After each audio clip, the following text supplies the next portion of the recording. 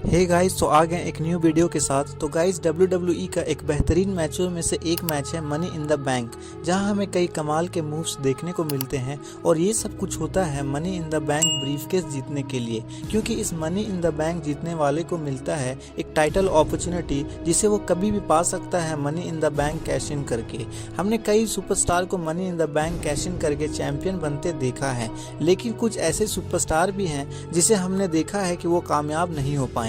और इस वीडियो में हम ऐसे ही कुछ सुपरस्टार के बारे में बात करेंगे जो successfully money in the bank cash in नहीं कर पाए हैं। तो विदाउट वेस्टिंग टाइम चलो वीडियो स्टार्ट करते हैं। Number 1, Braun Strowman. 2018 के Money in the bank monster man Braun Strowman ने जीता था। उसके बाद उन्होंने समर स्लैम रॉ पर उसे कैश इन करने का ट्राई किया था, लेकिन कभी ब्रॉक लेसनर तो कभी सील्ड उन्हें रोक देते थे, जिसके बाद उन्होंने कैश इन करने का अलग तरीका चुना। और उस समय के यूनिवर्सल चैंपियन रोमन रिंग्स को पहले ही बता दिया कि कब और कहां वो कैश इन करने वाले हैं। फिर उन्होंने बताया कि हेल इन अ सेल में पेपर व्यू में अपना money in the bank cash in करने वाले हैं, जिसके बाद हेल इन अ सेल पेपर व्यू में हमें Roman rings versus Braun Strowman का मैच देखने को मिलता है यूनिवर्सल चैंपियनशिप के लिए, जहां मैच के दौरान ड्रू मैकेंटायर और ड्रू डिगलर इंटरफेयर करने आ जाते हैं, लेकिन तभी वहां डीन एम्ब्रोज और सेथ रॉलिंग्स भी आ जाते हैं। फिर हमें फ्यूट और फाइट देखने को मिलता है, जहां हमें हेल इन अ सेल के ऊपर भी इन दोनों टीमों के बीच फाइट होते हुए देखने को मिलता है।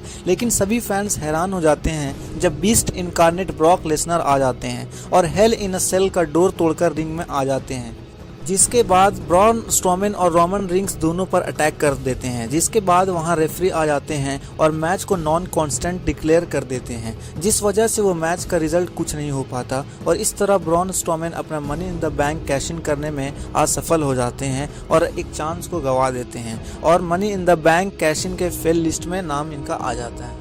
अब बात करते हैं नंबर 2, जॉन सीना। 2012 का मनी इन द बैंक जीतकर जॉन सीना ने पहले ही बता दिया था कि रॉ 1000 एपिसोड पर वो money in the bank cash in करने वाले हैं सीएम पंक पर। जिसके बाद रॉ 1000 पर हमें John Cena versus CM Punk का मैच देखने को मिला WWE चैंपियनशिप के लिए।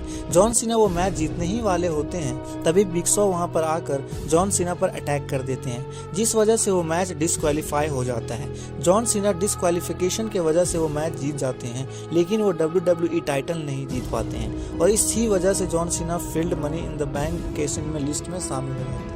अब बात करते हैं नंबर 3, बैरन कॉर्बिन। अगले सुपरस्टार जो इस लिस्ट में शामिल है वो है बैरन कॉर्बिन। 2017 के Money in the Bank briefcase Baron Corbin ने जीता था, जिसके बाद स्मैकडाउन पर John Cena versus WWE champion Jinder महल के बीच में इंटरफेयर करते हैं, और जिस वजह से जॉन सीना वो मैच नहीं जीत पाते हैं। और अटैक करने के बाद बैरन कॉर्बिन अपना money in the Bank briefcase Jinder महल पर कैश इन करते हैं, लेकिन मैच शुरू होते ही जॉन सीना पर अटैक कर देते हैं, जिसका फायदा उठाकर जिंदर महल बैरन कॉर्बिन को रोल अप करके मैच जीत लेते हैं, और बैरन कॉर्बिन अपना money in the Bank briefcase को कैश इन करने में फेल हो जाते हैं और इस लिस्ट में शामिल हो जाते हैं। अब बात करते हैं नंबर 4, ऑस्टिन थ्योरी।